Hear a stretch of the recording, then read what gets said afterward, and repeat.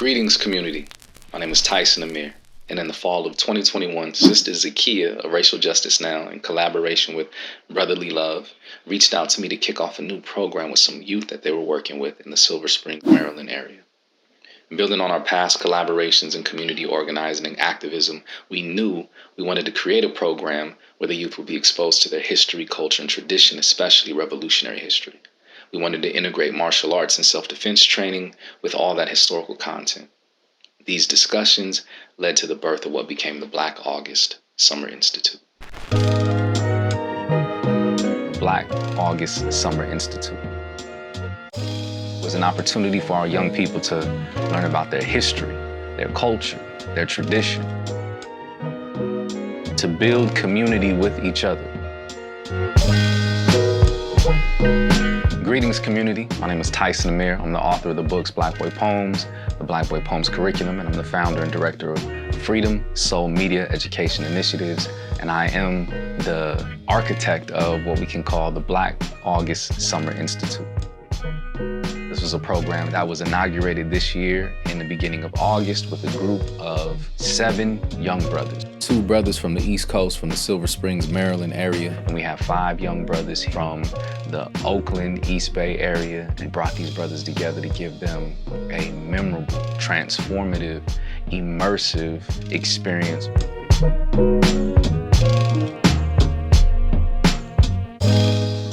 So Black August is tied to certain political and revolutionary figures within our tradition. We have George Jackson, and we have his younger brother, Jonathan Jackson.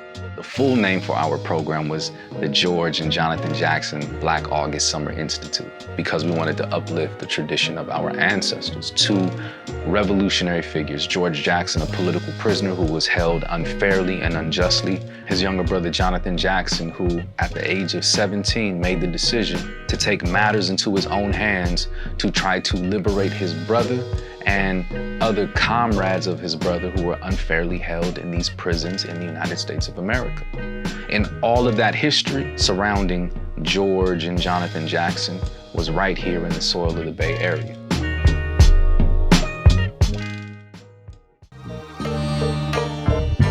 By any means necessary.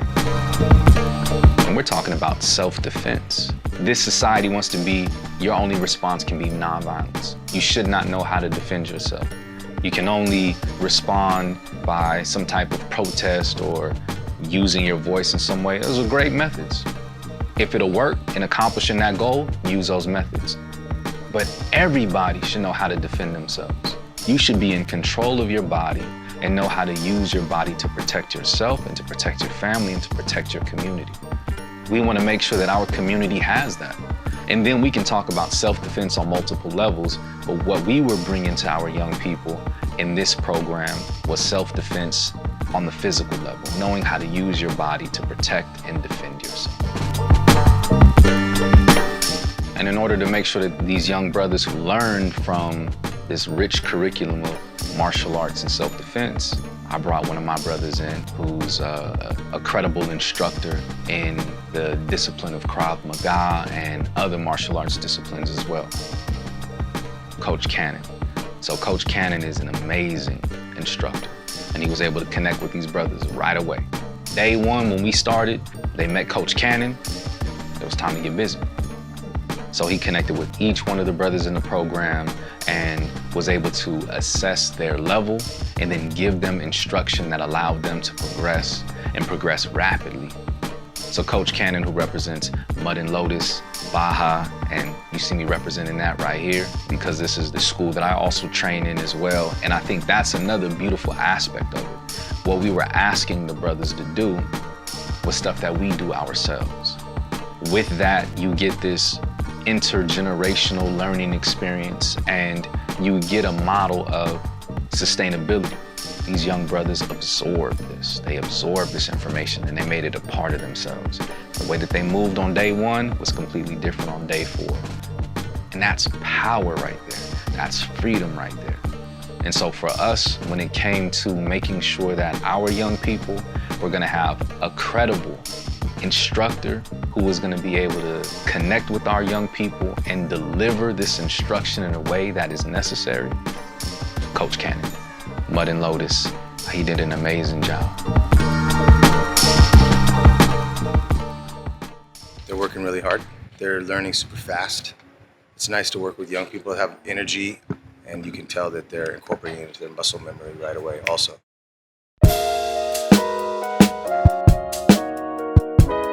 Soulflower Farm was an important part of the program.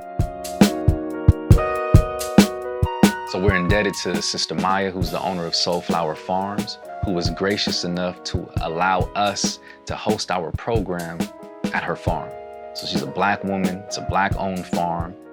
And so when we're talking about these ideas of ownership, freedom, and liberation, we hosted the program on a land that's owned by Black folks and Black people who are heavily focused on health, wellness, and sustainability. Maya is a genius when it comes to understanding how to live in harmony with the land. The food that she feeds her family, 90% of it comes from what she grows on her farm. She grows multiple herbs and other plants that are used for medicine. Think about that in terms of freedom and liberation and sustainability. It's powerful. For the young people, being there was extremely important. If we're talking about freedom and liberation in a time like Black August, why not do it on the land that our people own?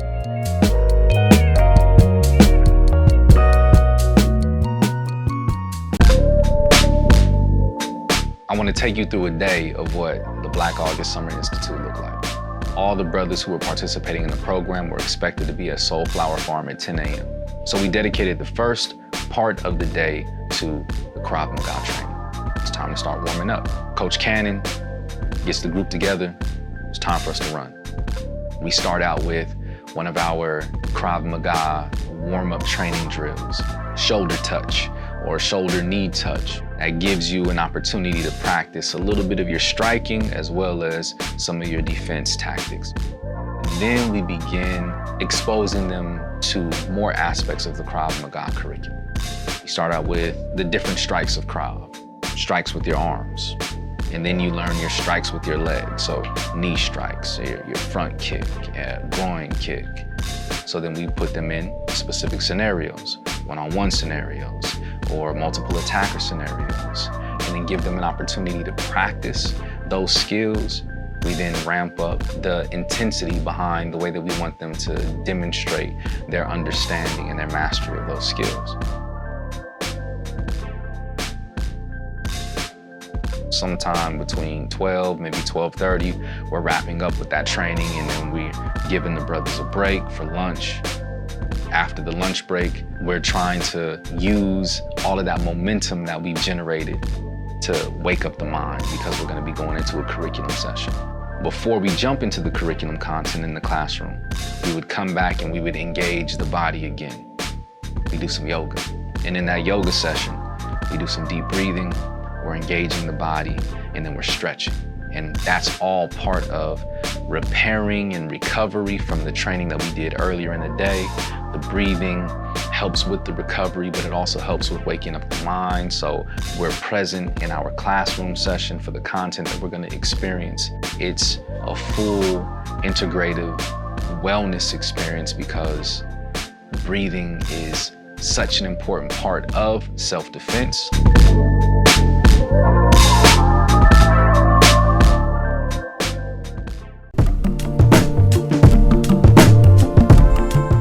Finished out the day with the classroom session.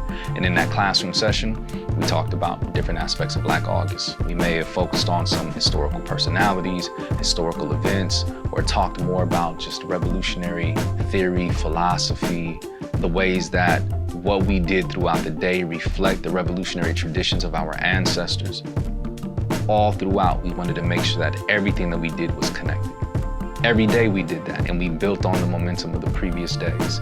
And on the last day, day 4, it was such a beautiful experience, because that was the only day that we didn't train at Soulflower Farm. We trained at Lake Merritt in the amphitheater area part of Lake Merritt, which is right across from the Alameda County Courthouse and 1200 Lakeshore. Those Landmarks are important because they're tied to Black Panther history. When Huey P. Newton was arrested in October of 1967 for allegedly murdering a police officer, so much of his court proceedings took place at the Alameda County Courthouse, right there across from Lake Mary. Upon release, having all of those charges thrown out against him, when the Black Panther Party was looking for a place to put Huey where they were able to control who would be able to have access to the place where Huey was at, they put him in the 1200 Lakeshore building. So we were able to have the brothers train connected to two historical landmarks that were important in revolutionary history of our community. And then after we finished our training, we took them throughout other parts of Oakland to show them historical sites that were tied to the Black Panther Party. So we built on the momentum day after day after day after day, building the body, building the soul and the spirit, building the mind, and doing that in a variety of ways. And so some of that was through physical instruction. Some of that was through the spiritual instruction, and some of that was through mental instruction, but it was all connected and all integrated program and curriculum for these young brothers to experience.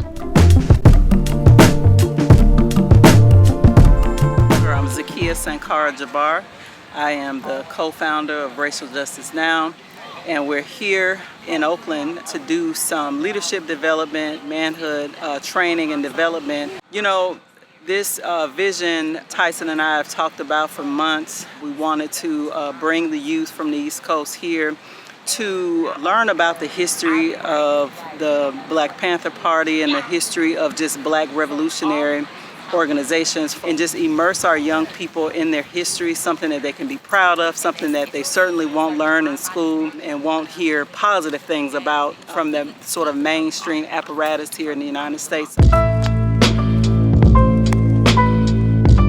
The program happened because of Sister Zakiya, her desire to create a space for young brothers who were connected to her son, Amir. She recognize what I think a lot of us would recognize when we're looking at what our young people are being exposed to. They're not being taught about their history, their culture, and their tradition. As a result, they might have different connections with school or the institutions that are around them that are supposed to be providing them structure and providing them with education and instruction. And so she was like, this ain't happening, right? I need to do something. She made the commitment, dedicated time, energy, found resources. She reached out to me, and one of the things that we knew we wanted to do for these brothers was have them have this experience of coming to the Bay Area in August to engage in this immersive training. So she made it happen. We thought about it, we planned it out, we made it happen, and then to see the impact of it in the lives of these young brothers and then in the lives of our community, it was beautiful. And it's something that needs to be happening day in, day out, again and again, in communities all throughout this country and beyond, wherever our people are at. We need to make sure that our young people are exposed to a knowledge of themselves, a knowledge of self-defense, and any other principles and resources that they need in order to survive and thrive for themselves, for their family, and for their community.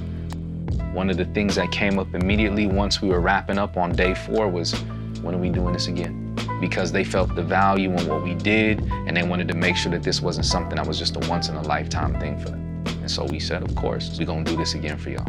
This should be a reality for all of our young people, everywhere they're at. But we need y'all. Whether that's if you have financial resources that you can commit to projects like this, or it's time and energy, or it's some other type of resource that you have, we need that. This is what we need for our community to be healthy, well, and free. It's gonna take us in order to support and to serve us. We must love each other. We must love each other. Say it again, we must love each other. We must love each other. And support each other. And support each other. We have nothing to lose but our chains. Black August, our history. I didn't really know anything about Black August until yesterday. Learning about ourselves, about Black people, and what we've done. I mean, it's a lot of history here, and it's still here today. I think it's really empowering We learn about ourselves and we learn how to protect ourselves, which I think is very important. Training to keep ourselves safe. The training is gonna help me, but I need to do it more, practice more and all that. Learning Krav, I have a balance of both discipline and intensity. The training, very sophisticated, real life scenarios, so you can be prepared. It's a good workout too, and also getting your body in shape and all that. Over the week, we progressed and we got better at it. It was fun. I enjoyed it. It's cool. I like it. It's a community here. Everyone cares for each other, so I appreciate that.